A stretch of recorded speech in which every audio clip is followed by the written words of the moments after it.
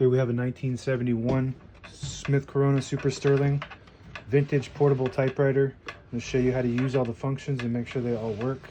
The color is seafoam green. The margins are right here behind the feeder, and you just move them with your thumb like that. I like to have them at the beginning and the end of the page like that.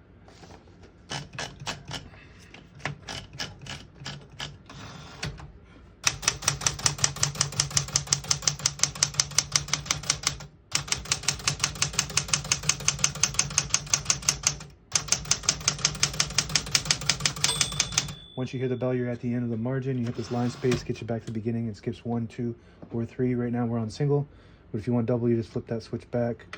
Skips 2, one more, skips 3. And we're gonna keep it on single for now and go to the next line and finish.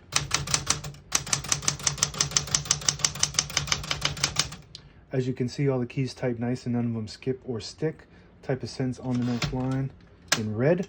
To switch from black to red, you flip this switch down, there's a red logo there.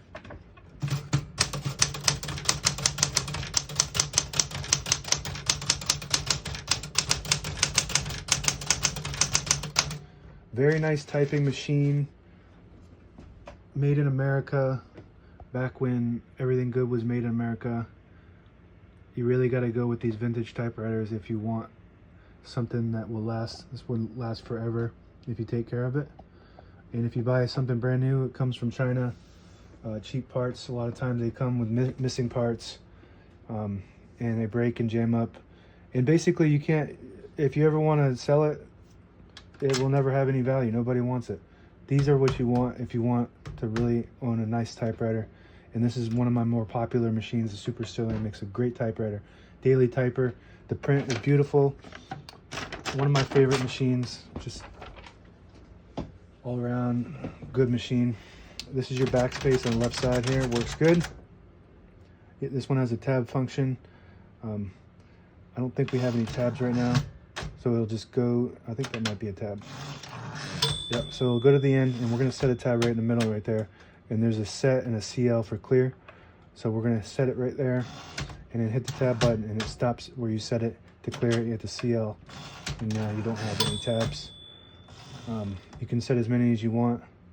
It's got a shift on each side and a shift lock on the left. To clear it, you just hit the shift button again.